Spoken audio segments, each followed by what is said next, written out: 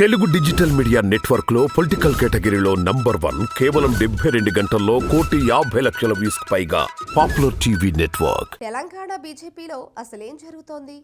బండి ఈటల మధ్య విభేదాల నేపథ్యంలో రాబోయే లోక్సభ ఎన్నికలకు ఎంపీ అభ్యర్థులుగా ఎవరు తెర మీదకు రానున్నారు అనేది చర్చనీయాంశంగా మారింది.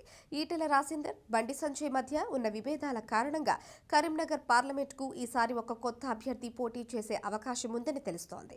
తెలంగాణ అసెంబ్లీ ఎన్నికల్లో కరీంనగర్లో సీనియర్ నాయకుడు బండి సంజయ్, హుజూరాబాద్లో ఈటల రాజేందర్ ఇద్దరూ ఓడిపోయారు. అంతేకాకుండా హుజూరాబాద్లో ఈటలకి మద్దతు ఇవ్వొద్దని బండి సంజయ్ తన మద్దతుదారులను కోరగా కరీంనగర్లో తన అభిమానులు ఎవరూ బండి సంజయ్కి మద్దతు ఇవ్వొద్దని ఈటల కోరినట్లు వార్తలు వస్తున్నాయి.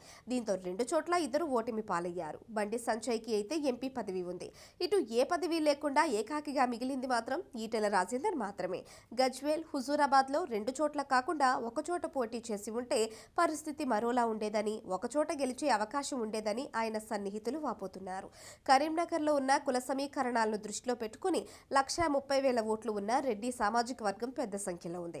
ముదిరాజు సామాజిక వర్గం నుండి 1,50,000 ఓట్లు, మున్నూరు కాపు నుంచి 90,000 ఓట్లు మరియు ఎస్సీ కులాలలో 3,50,000 ఓట్లు ఉంటే అందులో మాదిగ సామాజిక వర్గానికి చెందిన ఓట్లు 2,50,000.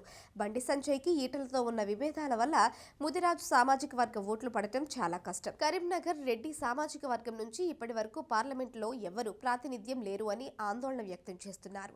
ఈ పరిస్థితుల్లో బండి సంజయ్ గెలవడం చాలా కష్టం. దాన్ని పరిగణలోకి తీసుకుని జరిపిన సర్వే ఆధారంగా ఒక మంచి క్లీన్ ఇమేజ్ ఉన్న కొత్త అభ్యర్థి కోసం ప్రజలు చూస్తున్నారు.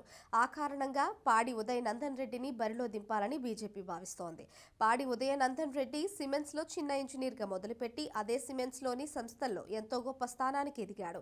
ఆయన దేశంలోని ఓటీటీ వీడియో ఎంటర్టైన్మెంట్ FTV ద్వారా ఇండస్ట్రీలో తనేంటో నిరూపించుకున్న గొప్ప మార్గదర్శకుడు. ఒక వ్యవస్థాపకుడిగా తనను తాను నిరూపించుకున్నాడు. పాడి ఉదయ్ నందన్ రెడ్డి బలమైన రాజకీయ కుటుంబం నుంచి వచ్చాడు. ఆయన తాత స్వర్గీయ పాడి సుధాకర్ రెడ్డి ఎన్నో సామాజిక సేవా కార్యక్రమాల ద్వారా లక్షలాది మందికి దగ్గరయ్యారు. అసెంబ్లీ ఎన్నికల ఫలితాలు చూస్తే బీజేపీలో కొత్త అభ్యర్థులే ఎక్కువ మంది గెలిచారు.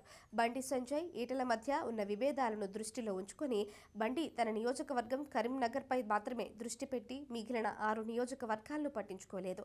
దానివల్ల ఆయన ఎన్నడూ తమను సందర్శించలేదని ఇతర నియోజకవర్గాల ప్రజల నుంచి తిరుగుబాటు వచ్చింది. స్టార్ క్యాంపైనర్ కావడంతో తనకున్న ఇమేజ్ దృష్ట్యా గెలిచే అవకాశాలు ఎక్కువగా ఉన్న జహీరాబాద్ నుంచి బండి సంజయ్ని ఎంపీగా బరిలోకి దింపాలని బీజేపీ చూస్తోంది. కరీంనగర్లో కాంగ్రెస్ రెడ్డి అభ్యర్థిని బరిలోకి దింపితే బండి సంజయ్ గెలవటం కష్టం. అలాగే కరీంనగర్లో ఉన్న కుల సమీకరణాల దృష్ట్యా బండి జహీరాబాద్ నుంచి పోటీ చేయడం మంచిదని బీజేపీ ఆలోచిస్తోంది. అనేక రాజకీయ పార్టీలు ఉదయ్ నందన్ రెడ్డిని ఎంపీ, ఎమ్మెల్యేగా పోటీ చేయాల్సిందిగా కోరాయి. RSS నేపథ్యం నుంచి వచ్చిన వ్యక్తి కావడంతో బీజేపీ ఉదయ్ నందన్ రెడ్డిని ఎన్నికల బరిలో దింపే అవకాశం ఉందని తెలుస్తోంది. నేషనల్ మెరిట్ స్కాలర్షిప్తో ఉన్నత చదువులు చదివిన విద్యా నేపథ్యంతో దేశంలోనే అత్యంత ప్రతిష్టాత్మకమైన కళాశాల అయిన ఢిల్లీ విశ్వవిద్యాలయంలో చదివారు ఆయన. దీంతో ఆయన కేంద్రానికి కరీంనగర్కి మధ్య కనెక్ట్ అవ్వడానికి కరెక్ట్గా సరిపోతారు. ఎందుకంటే ఆయనకు ఉన్న వైవిధ్యమైన అనుభవం కరీంనగర్లో ఉద్యోగ కల్పన, సామాజిక అభ్యున్నతి మరియు అనేక సామాజిక కార్యక్రమాలకు సహాయపడుతుంది. ఇలాంటి మంచి క్లీన్ ఇమేజ్ ఉన్న యువకులే తెలంగాణలో బీజేపీ ప్రతిష్టను పెంచుతారని అంటున్నారు. ఉదయ్ నందన్ రెడ్డికి అవకాశం ఇస్తే బీజేపీ కరీంనగర్లో గెలుపు జెండా ఎగరేయటం ఖాయమంటున్నారు.